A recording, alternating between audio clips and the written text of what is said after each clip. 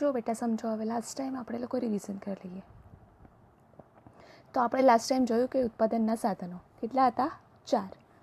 ઘણા બધા છે આમ તો, પણ અભ્યાસની સરળતા માટે આપણે એને 4 ભાગમાં વહેંચ્યા છે. બરાબર? કયા કયા? જમીન, મૂડી, શ્રમ અને નિયોજન.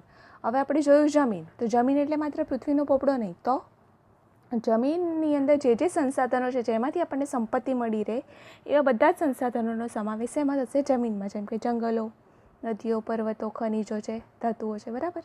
પછી છે મૂડી. મૂડી એટલે માત્ર પૈસા નહીં, તો મૂડી એટલે યંત્રો, ઓજારો, મકાનો કે જેની અંદરથી આપણે પૈસા ઊભા કરી શકીએ છીએ. બરાબર છે? પછી એના સિવાય મૂડી એ કેવું છે? માનવ સર્જિત સાધન છે, અને જમીન કેવું છે? કુદરતી સાધન છે. બરાબર છે? આગળ વધીએ. પછી આવે છે શ્રમ. શ્રમ એટલે મહેનત. કોઈ પણ પ્રકારની હોઈ શકે, શારીરિક પણ હોઈ શકે, માનસિક પણ હોઈ શકે. બરાબર છે? અને શ્રમ એ કેવું સાધન છે? સજીવ સાધન છે. ઓકે. પછી આવે છે નિયોજન. હવે જમીન, મૂડી અને શ્રમ ત્રણેયને ભેગા કરી અને તેની યોજનાપૂર્વક ગોઠવણી કરવી અને એની અંદરથી મૂડી ઊભી કરવી, તો એને આપણે શું કહીશું? નિયોજન. અને નિયોજન કરનાર વ્યક્તિને શું કહીશું? નિયોજક કહીશું. બરાબર?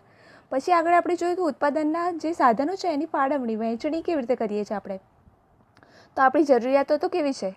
અમર્યાદિત છે. બરાબર છે? તો એ જરૂરિયાતો અમર્યાદિત છે, એમાં એને શું આપવાનું છે? અગત્યનો ક્રમ આપવાનો છે. એટલે જે જરૂરિયાત અગત્યની છે એને પહેલો ક્રમ, અને જે જરૂરિયાત અગત્યની નથી એને બીજો અથવા લાસ્ટ. બરાબર? એના સિવાય છે મર્યાદિત સાધનો. આપણી પાસે સાધનો કેવા છે ઉત્પાદનના? મર્યાદિત છે. એટલે એનો ઉપયોગ કેવી રીતના કરવો પડશે? કરકસરપૂર્વક કરવો પડશે. બરાબર છે? પછી આપણે આગળ પણ જોયું હતું કે ઉત્પાદનના સાધનોનો વૈકલ્પિક ઉપયોગ. વૈકલ્પિક ઉપયોગ એટલે શું?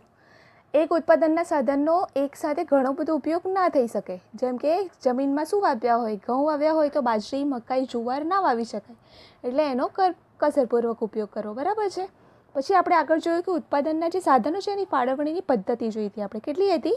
2 પદ્ધતિ જોઈ હતી. એક તો જોઈ હતી બજાર પદ્ધતિ અને બીજી સમાજવાદી પદ્ધતિ. હવે આપણે બજાર પદ્ધતિની શરૂઆત કરી દીધી હતી. એમાં આપણે શું જોયું હતું? તો બજાર પદ્ધતિમાં આપણે જોયું હતું તો આપણે બજાર પદ્ધતિની શરૂઆત કરી હતી અને એમાં આપણે જોયું હતું કયા કયા દેશોએ અપનાવેલી છે બજાર પદ્ધતિ? અમેરિકા, જાપાન, ઇંગ્લેન્ડ જેવા દેશોએ અપનાવેલી છે. બરાબર? બજાર પદ્ધતિનો મુખ્ય હેતુ શું હોય છે? દેશનો આર્થિક વિકાસ કરવો. આર્થિક એટલે પૈસાની દ્રષ્ટિએ દેશનો વિકાસ કરવો. બરાબર છે? બજાર પદ્ધતિને બીજા કયા? મૂડીવાદી પદ્ધતિના નામે પણ ઓળખવામાં આવે છે. બરાબર? એમાં કેન્દ્ર સ્થાને, બજાર પદ્ધતિમાં કેન્દ્ર સ્થાને શું હોય છે? નફો એટલે પૈસા કમાવાની વૃત્તિ મુખ્ય કેન્દ્ર સ્થાને હોય છે. બરાબર છે? નફાના આધારે જ આ બજાર પદ્ધતિ ફાળવવામાં આવેલી છે. પછી આગળ આપણે જોયું કે બજાર પદ્ધતિ છે એમાં બધા જ જે નિર્ણયો છે એ કેવી રીતના લેવામાં આવે છે?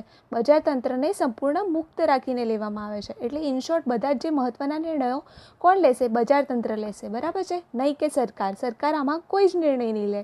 સરકારનો આમાં કોઈ જ ફાળો નથી બજાર પદ્ધતિમાં. બરાબર? અચ્છા, પછી આગળ આપણે જોયું હતું કે બજાર તંત્રમાં શું હોય છે? સ્પર્ધાનું તત્વ હોય છે. બરાબર?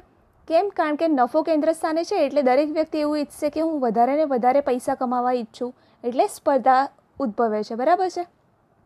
પછી સ્પર્ધા ઉદ્ભવે, હવે દરેક વ્યક્તિ એકબીજાની સાથે કોમ્પિટિશન કરતી હોય તો નવા નવા સંશોધન કરશે દરેક વ્યક્તિ. બરાબર છે? નવી નવી શોધો કરશે. ઓકે. પછી આગળ આપણે જોયું હતું કે દેશનો આર્થિક વિકાસ કેવી રીતના થાય છે બજાર પદ્ધતિમાં? ઝડપથી થાય છે. ઓકે.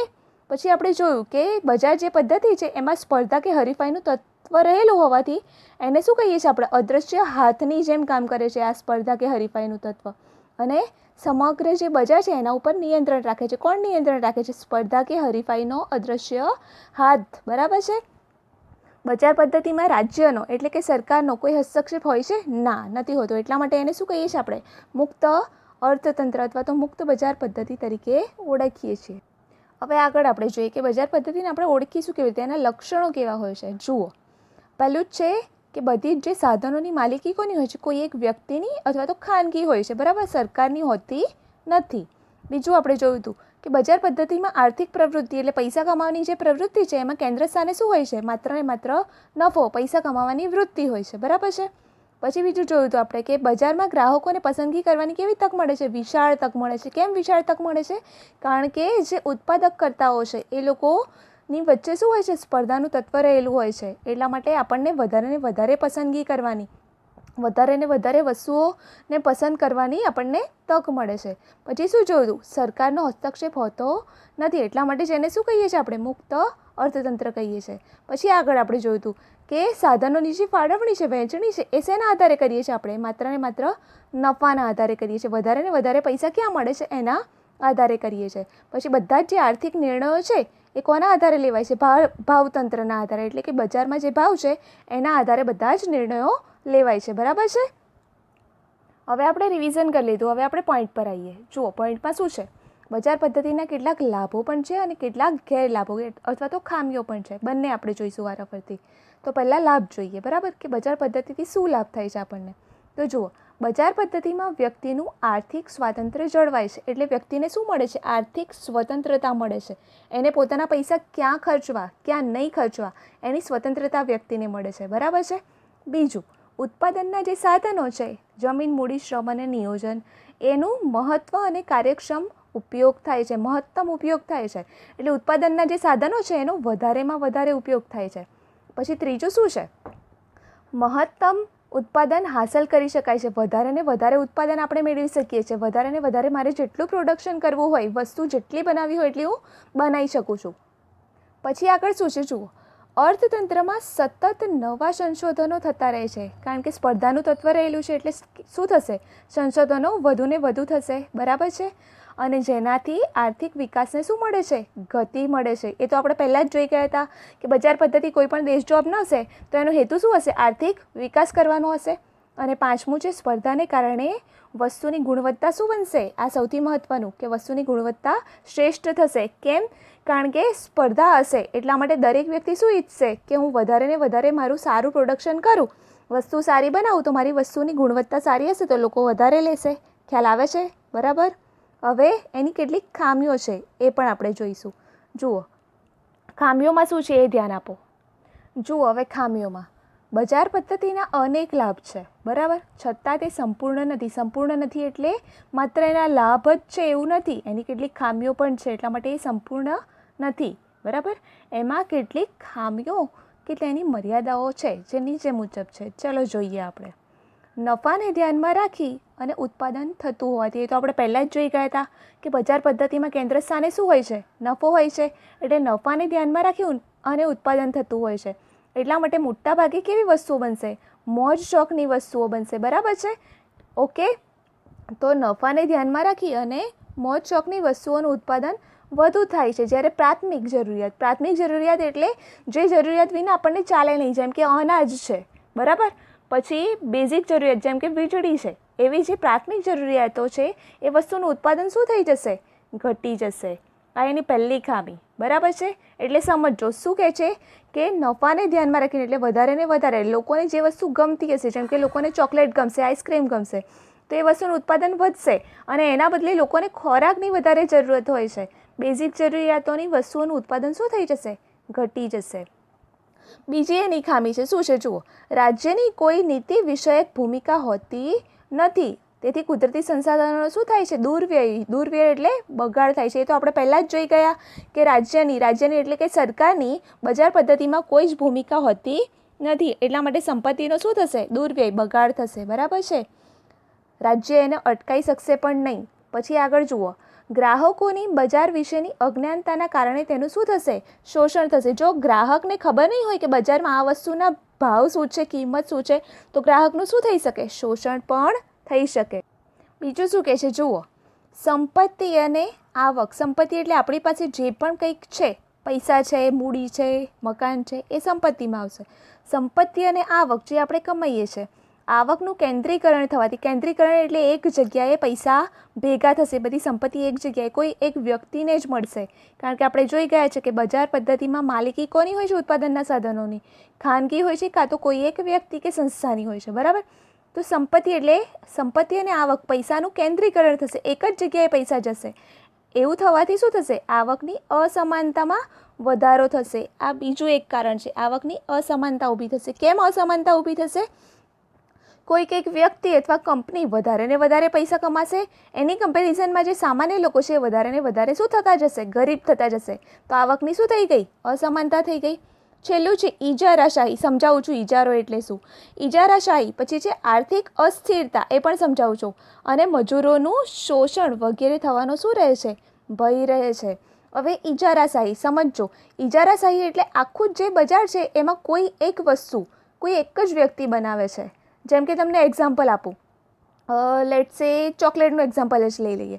હવે આખા જે બજારમાં છે અત્યારે તો આપણે ઘણી બધી ચોકલેટ ખાઈએ છીએ, ઇક્લેસ ખાઈએ છીએ, પછી એના સિવાય ડેરી મિલ્ક ખાઈએ છીએ, કિટકેટ ખાઈએ છીએ, ઘણી બધી ખાઈએ છીએ.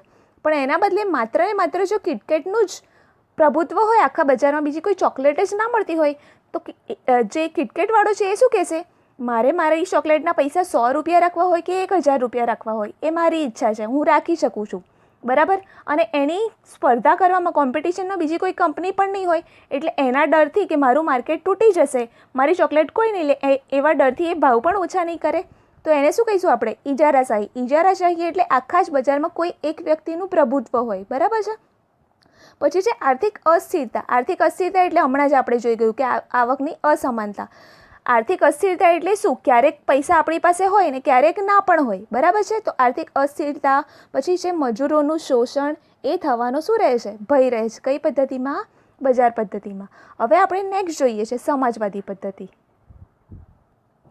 જુઓ, હવે આપણે લોકો સમાજવાદી પદ્ધતિ જોઈશું. તો સમાજવાદી પદ્ધતિ શું છે, બજાર પદ્ધતિમાં અનેક ખામીઓ તો આપણે જોઈ ગયા કે સંપૂર્ણ નથી બજાર પદ્ધતિ, અનેક ખામીઓ હતી અને નિષ્ફળતા હતી, બરાબર છે. એના પરિણામે સમાજવાદી પદ્ધતિનો શું થયો, ઉદ્ભવ થયો. હવે સમાજવાદી પદ્ધતિ આવી. યાદ રાખજો, કયા કયા દેશો, રશિયા અને ચીન જેવા દેશોએ આ પદ્ધતિ અપનાવી અને ઝડપથી આર્થિક વિકાસ એટલે પોતાના દેશને કેવો બનાવવો, સમૃદ્ધ બનાવો, પૈસાવાળો બનાવો, આર્થિક વિકાસ મેળવ્યો છે, હાંસલ કર્યો છે, બરાબર છે.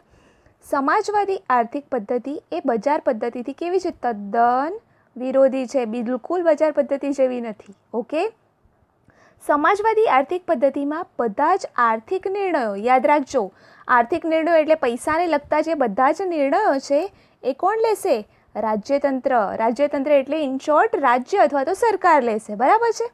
ઉત્પાદનના બધા જ સાધનોની માલિકી કોની હોય છે, રાજ્યની હોય છે, બરાબર છે. આ પદ્ધતિમાં સમગ્ર અર્થતંત્રનું સંચાલન કોણ કરશે, સમગ્ર અર્થતંત્ર એટલે કે ઇન શોર્ટ બજારનું સંચાલન કોણ કરશે, રાજ્ય. રાજ્ય એટલે સરકાર કરશે. ઉત્પાદન અને મૂડીરોકાણ. ઉત્પાદન કરવું એટલે વસ્તુ બનાવવી, મૂડીરોકાણ એટલે કોઈ વસ્તુ બનાવવા પાછળ પૈસા રોકવા, ફાળવવા, સાધનોની વહેંચણી કરવી, ઉત્પાદનની વહેંચણી કરવી વગેરે સમાજની જરૂરિયાતોને ધ્યાનમાં રાખીને રાજ્ય દ્વારા કરવામાં આવે છે. એટલે ઇન શોર્ટ સમજો, આખી જ વાતમાં શું કહ્યું, જ્યારે બજાર પદ્ધતિની આપણે વાત કરી હતી ત્યારે સમજો, હા, જ્યારે આપણે બજાર પદ્ધતિની વાત કરી હતી ત્યારે આપણે બધું જ જે ઉત્પાદન છે એ શેના આધારે કરતા હતા, કાં તો મોજશોખના આધારે કરતા હતા, કાં તો પછી આપણે લોકો નફાના આધારે કરતા હતા. પણ અહીંયા ઉત્પાદનના સાધનો છે, વહેંચણી છે, એ બધાની જ ફાળવણી શેના આધારે, જરૂરિયાતના આધારે. એટલે શું સમજો, કોઈ દેશ છે અથવા તો કોઈ રાજ્ય છે એમાં ભૂખમરો છે, તો પહેલી જરૂરિયાત શું છે, ત્યાં અનાજ ઉગાડવાની છે. તો સરકાર નિર્ણય લેશે કે આપણે પહેલાં અનાજ ઉગાડવાનું છે, નહીં કે ચોકલેટ. પણ અમેરિકા જેવો દેશ છે તો ત્યાં ઉત્પાદનમાં પહેલાં એ લોકો શું બનાવશે, ચોકલેટ બનાવશે, નહીં કે અનાજ, બરાબર. આ જ ધ્યાન રાખવાનું છે, આ જ ડિફરન્સ છે. તો ઉત્પાદન પછી છે મૂડીરોકાણ, પૈસા રોકાશે, સાધનોની અને ઉત્પાદનની વહેંચણી શેના આધારે કરીશું, આપણે લોકો જરૂરિયાતના આધારે કરીશું. સમાજમાં કઈ વસ્તુની જરૂરિયાત છે, કપડાની જરૂરિયાત છે, વીજળીની જરૂરિયાત છે, એને પહેલાં મહત્ત્વ આપશે એ લોકો, અને બાકી બધી મોજશોખની વસ્તુને પછી મહત્ત્વ આપશે. પણ અમેરિકા, જાપાન જેવા દેશો પહેલાં મોજશોખની વસ્તુને મહત્ત્વ આપશે. એટલા માટે એ કઈ પદ્ધતિ થઈ, બજાર પદ્ધતિ. અને આ કઈ પદ્ધતિ થઈ, સમાજને ધ્યાનમાં રાખીને કરી રહ્યા છે આ લોકો બધું, એટલા માટે આ કેવી પદ્ધતિ થઈ, સમાજવાદી પદ્ધતિ થઈ. જુઓ હવે આગળ શું કહે છે, સમાજવાદી પદ્ધતિમાં કેન્દ્ર સ્થાને શું છે, નફો છે, ના, નફો નહીં, પણ સમગ્ર સમાજ, આખા સમાજનું શું છે, કલ્યાણ રહેલું છે, બરાબર છે. ચીજ વસ્તુઓનું ઉત્પાદન અને ભાવો કોણ નક્કી કરે છે, રાજ્ય દ્વારા નક્કી થાય છે. બજાર પદ્ધતિમાં બધા જ ભાવો કોણ નક્કી કરતું હતું, ભાવતંત્ર નક્કી કરતું હતું, એટલે પોતે બજાર નક્કી કરતું હતું, બરાબર છે. રાજ્યોએ નક્કી કરેલી ઉત્પાદનના લક્ષ્યાંકો, ઉત્પાદનના લક્ષ્યાંકો એટલે લક્ષ્ય, મારે 100 આજે ઘઉંની બોરી ઉત્પાદન કરવું છે, બરાબર છે, તો એ લક્ષ્ય થયું આપણે. તો રાજ્યએ એટલે કે સરકારે નક્કી કરેલા ઉત્પાદનનું જે લક્ષ્ય છે એ સિદ્ધ કરવાની જવાબદારી રાજ્ય સંચાલિત કારખાનાઓની છે. રાજ્ય સંચાલિત કારખાના એટલે જેની માલિકી કોની હશે, રાજ્યની હશે. પણ બજાર પદ્ધતિમાં તો બધી વસ્તુની માલિકી કોની હતી, ખાનગી વ્યક્તિની હતી. ખેતી પણ રાજ્યની માલિકીની હોય છે. જુઓ અહીંયા ખેતી પણ કોણ કરશે? રાજ્યની માલિકી. એટલે કે આખી જે ખેતી છે, ખેતરો છે, એ બધા કોના હશે? રાજ્યની માલિકીના હશે. શ્રમિકોની ક્ષમતા મુજબ વેતન આપવામાં આવે છે. ક્ષમતા મુજબ એટલે જે શ્રમિક જેટલું વધારે કામ કરશે, જેટલું વધારે ઉત્પાદન કરશે, એ પ્રમાણે એને પૈસા આપવામાં આવે છે, પગાર આપવામાં આવે છે. બરાબર? તે મુજબ કામ લેવામાં આવે છે. એના પ્રમાણે જે ક્ષમતા, એની જે ક્ષમતા છે, જેટલું કામ કરી શકે છે, એ પ્રમાણે એની પાસે કામ લેવામાં આવે છે. હવે બજાર પદ્ધતિ કેવી છે એને આપણે કેવી રીતે ઓળખી શકીએ? તો એના લક્ષણો જોઈએ. જુઓ, આપણે બજાર પદ્ધતિને ઓળખવા માટે એના કેટલાક લક્ષણો જોઈશું. જુઓ, પહેલું શું છે? ઉત્પાદનના સાધનોની માલિકી. આપણે જોઈ જ ગયા છે કે ઉત્પાદનના જે બધું જ જે ઉત્પાદન કોણ કરશે? રાજ્ય અથવા તો સરકાર કરશે. તો માલિકી કોની હશે? સરકારની હશે. પણ બજાર પદ્ધતિમાં કોની હતી? Yes, very good. બજાર પદ્ધતિમાં કોઈ એક ખાનગી વ્યક્તિ અથવા તો સંસ્થાની હતી. હવે જુઓ, સમાજવાદી પદ્ધતિમાં અર્થતંત્ર એટલે બજાર. અર્થતંત્રમાં બધા જ આર્થિક નિર્ણયો કોણ લેશે? સરકાર અથવા તો રાજ્ય લેશે. બરાબર છે? આગળ જોઈએ. આર્થિક પ્રવૃત્તિમાં કેન્દ્ર સ્થાને શું હોય છે? નફો નહીં, પણ શું હોય છે? સમાજનું હિત. એટલે સમાજને કઈ વસ્તુની જરૂરિયાત છે એ પ્રમાણે ઉત્પાદન કરવામાં આવે છે. બરાબર? શ્રમિકોને કામના બદલામાં શું ચૂકવવામાં આવે છે? વેતન ચૂકવવામાં આવે છે, પગાર આપવામાં આવે છે. હવે બજાર પદ્ધતિના કેટલાક લાભ, સમાજવાદી પદ્ધતિના કેટલાક લાભ પણ છે. જુઓ, શું છે? સમાજની જરૂરિયાતો મુજબ ઉત્પાદન થવાથી બિનજરૂરી અને મોજ શોખની વસ્તુઓનું ઉત્પાદન શું થાય છે? થતું નથી. બરાબર છે? જ્યારે બજાર પદ્ધતિમાં તો બધું મોજ શોખની વસ્તુઓનું જ ઉત્પાદન થતું હતું. તો આ ધ્યાને રાખવાનું છે કે બિનજરૂરી અને મોજ શોખની વસ્તુઓનું ઉત્પાદન થતું નથી. બીજું લાભ શું છે? આ પદ્ધતિમાં ઉત્પાદનના નિર્ણય કોણ લે છે? રાજ્ય. એટલે વસ્તુ બનાવવી છે એવા બધા જ નિર્ણય રાજ્ય દ્વારા લેવાતા હોવાથી કુદરતી સંપત્તિનો શું થશે? દુર્વ્યય થશે? ના, નહીં થાય. જો દુર્વ્યય થતો નથી. આવક અને સંપત્તિની અસમાનતા શું થાય છે? દૂર થાય છે. કારણ કે બધા જ જે મહત્ત્વના નિર્ણય છે એ તો સરકાર લેશે. હવે સરકાર તો લોકોનું હિત જ ઈચ્છશે. બરાબર છે? એટલે આવક અને સંપત્તિની શું થાય છે? અસમાનતા થતી નથી. એટલે કોઈ એક વ્યક્તિ વધુ ધનિક અને કોઈ એક વ્યક્તિ વધુ ગરીબ બની જતું નથી. અને છેલ્લા શું છે? ગ્રાહકનું શોષણ થતું નથી. બરાબર છે? તો આ શું થયા? એના લાભ થયા. હવે જુઓ, બજાર પદ્ધતિ કમ્પ્લીટ નથી પાછી. સમાજવાદી પદ્ધતિ કમ્પ્લીટ નથી. એમાં પણ કેટલીક ખામીઓ છે. શું ખામીઓ છે એ જોઈએ. સમાન વહેંચણી. સમાન વહેંચણી એટલે બધાને એક સરખી વહેંચણી કરવામાં આવે. અને સામાજિક કલ્યાણ. સામાજિક કલ્યાણ એટલે સમાજનું કલ્યાણ. ઉમદા ધ્યેય સાથે, ઉમદા એટલે એક મહત્ત્વનું ધ્યેય સાથે અમલમાં આવેલી સમાજવાદી પદ્ધતિમાં પણ કેટલીક ખામીઓ છે જે નીચે મુજબ છે. શું ખામી છે? જુઓ, ઉત્પાદનના સાધનોની માલિકી કોની હોય છે? રાજ્યની હોવાથી ઉત્પાદન વધારવા માટે પ્રોત્સાહન મળતું નથી. હવે આ શું છે એ સમજાવું. સમજો, કોઈ એક વ્યક્તિ છે કે જેને ઘણા સમયથી, લાંબા સમયથી નોકરી નથી મળતી. તો એને શું કરવું પડતું હતું? પ્રાઇવેટ કામ કરવું પડતું હતું. પણ હવે શું થયું કે એને સરકારી નોકરી મળી ગઈ. બરાબર છે? તો ઉત્પાદનના સાધનોની માલિકી રાજ્યની હોય છે એટલે એને સરકારી નોકરી મળી ગઈ. એટલે એ વ્યક્તિ શું બની ગઈ? નિશ્ચિત બની ગઈ કે હવે તો મને નોકરીમાંથી કોણ કાઢી નાખવાનું છે. એટલા માટે પહેલાં જે વ્યક્તિ 100 બોરી ઘઉંનું ઉત્પાદન કરતું હતું એના બદલે હવે એનું ઉત્પાદન શું થઈ ગયું? ધીમે ધીમે ઓછું થઈ ગયું. 70 થઈ ગયું, 60 થઈ ગયું, 50 થઈ ગયું. કારણ કે એને જે ચિંતા હતી કે મને નોકરીમાંથી કાઢી મૂકવામાં આવશે એ ભય તો એનો જતો રહ્યો. બરાબર છે? એટલે ઉત્પાદન વધારવા માટે એને પ્રોત્સાહન મળતું નથી. કારણ કે એ તો નિશ્ચિત છે કે મને નોકરીમાંથી કોઈ કાઢવાનું નથી. બરાબર છે? એટલે જે ઉત્પાદન છે એને વધારવા માટે પ્રોત્સાહન મળતું નથી. બરાબર છે?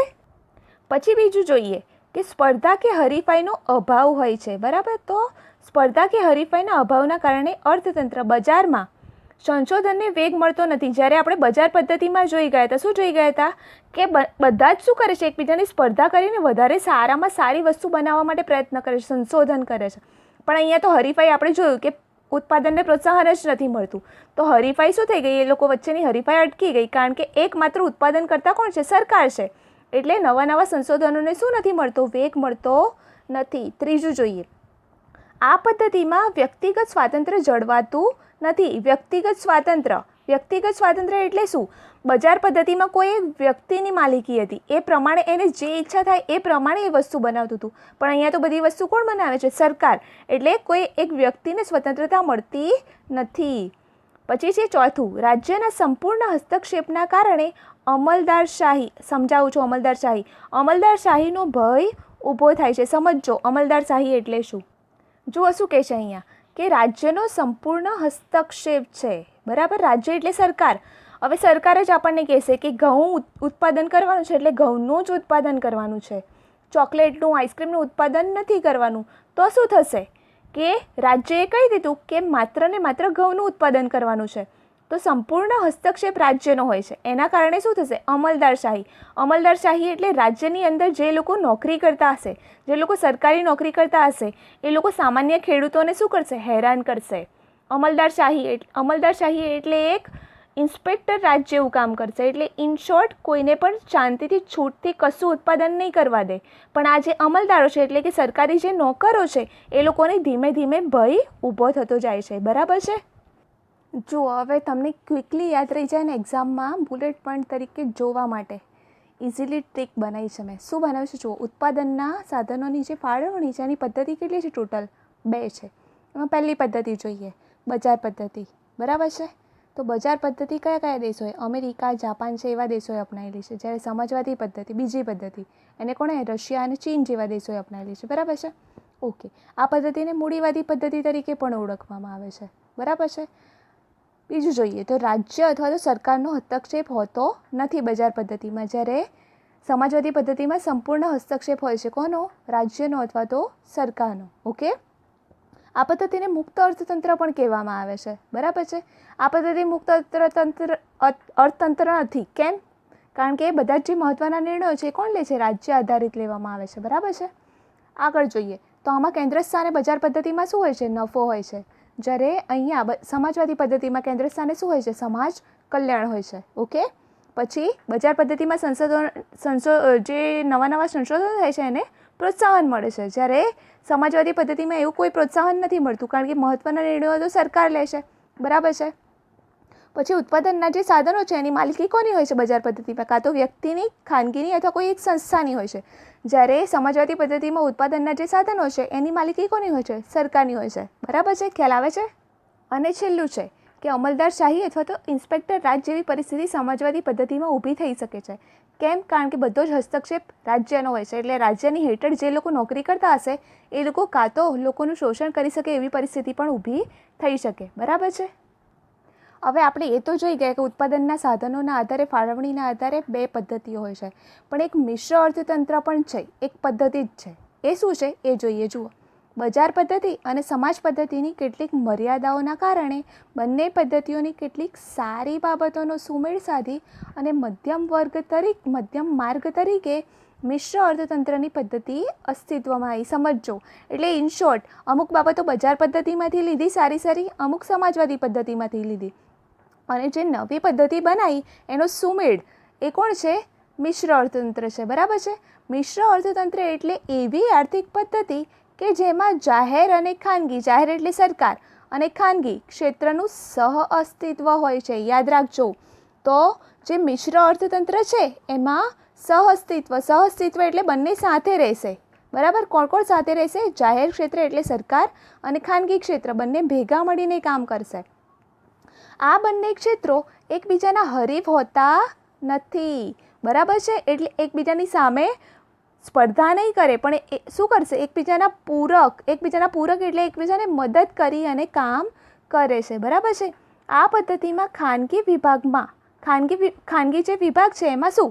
ખેતી છે, વેપાર છે, નાના વપરાશી માલના ઉદ્યોગો છે, નાની વસ્તુઓ બનાવતા હોય ને એવા ઉદ્યોગો વગેરેની માલિકી વ્યક્તિગત હોય છે, બરાબર છે, કે ખાનગી હોય છે. જ્યારે ભારે ઉદ્યોગો, મોટા જે ઉદ્યોગો હોય, જે ભારે ઉદ્યોગો હોય છે, મોટા ઉદ્યોગો, સંરક્ષણ એટલે આપણા જે સૈનિકો છે, આર્મી, નેવી, એરફોર્સ, પછી છે સંરક્ષણ સામગ્રી, એની અંદર આપણે તોપો બનાવીશું, સબમરીન્સ બનાવીશું, રેલવે, વીજળી, રસ્તાઓ, સિંચાઈ, બરાબર છે.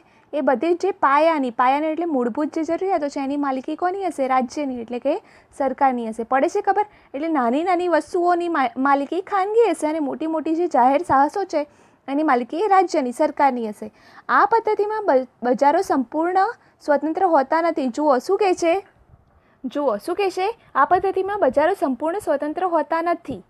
સરકાર દ્વારા જુદી જુદી રીતે અંકુશ મુકાય છે, જેમ કે સમાજમાં અનિચ્છનીય વસ્તુઓ, જે વસ્તુઓની જરૂર નથી એવી વસ્તુઓનું ઉત્પાદન થતું અટકાવવા તેના ઉપર રાજ્ય દ્વારા શું કરવામાં આવે છે? ઊંચા કરવેરા નાખવામાં આવે છે. એટલે સરકાર જે વસ્તુઓની જરૂર નથી અને એ વસ્તુનું ઉત્પાદન વધ્યા કરે છે તો એના ઉપર ઊંચા ટેક્સ લેશે. જેમ કે મોજ શોખની વસ્તુઓ, બધા જ ના વાપરી શકે મોજ શોખની વસ્તુઓ, તો એના ઉપર ઊંચા વેરા લેશે. બરાબર? એટલે શું કરશે?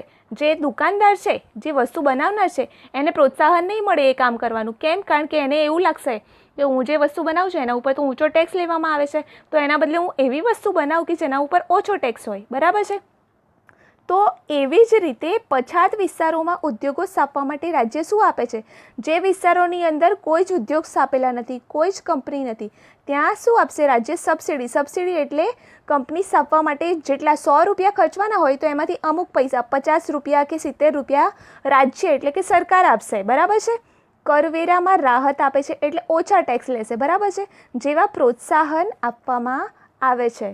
એટલે ઇન શોર્ટ સમજી લો, આ પદ્ધતિમાં શું છે કે જે વસ્તુઓ અનિચ્છનીય છે, બિનજરૂરી છે, એના ઉપર સરકાર ઊંચો ટેક્સ લેશે. બરાબર છે?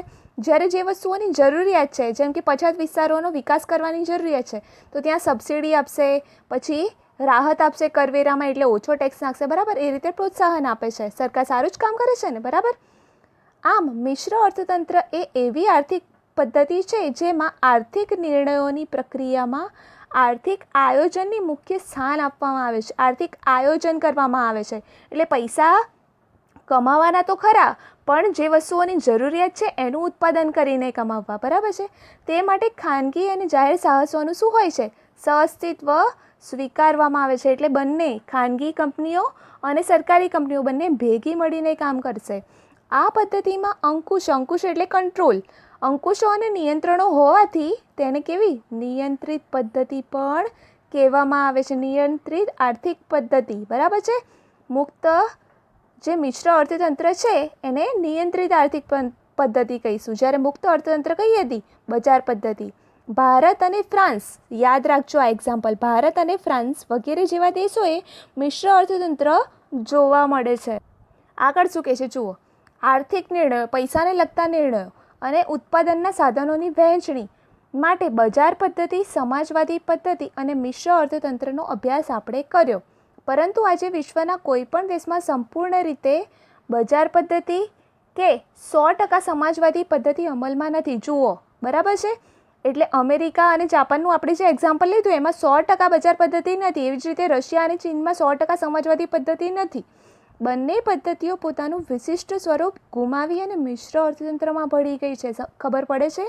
એટલે ક્યાંક ને ક્યાંક આ બધા જ દેશોએ મિશ્ર અર્થતંત્ર એટલે થોડી બજાર પદ્ધતિ અને થોડી સમાજવાદી પદ્ધતિનો ઉપયોગ કરી અને મિશ્ર અર્થતંત્રની પદ્ધતિ અપનાવી છે. બજાર પદ્ધતિમાં આજે આયોજન અને રાજ્યનું નિયંત્રણ જોવા મળે છે. પડે છે ખબર?